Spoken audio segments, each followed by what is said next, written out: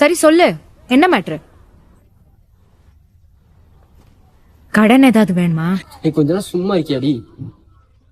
சரி சரி.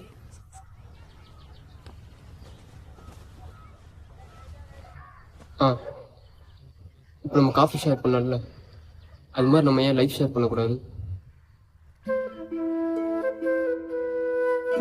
புரியுது.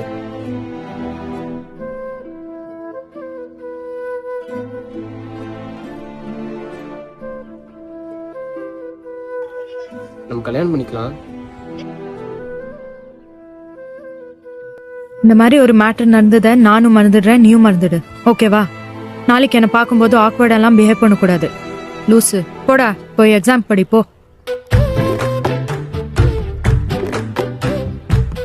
உன்னாலதான் எல்லாம் அவ கூட ஒரு ஃப்ரெண்ட்ஷிப் ஆச்சு இருந்திருக்கும். இப்போ அதுவும் போச்சு. அவ மூஞ்சில எப்படி முடிக்கிறதுனே தெரியல. மொத்தமா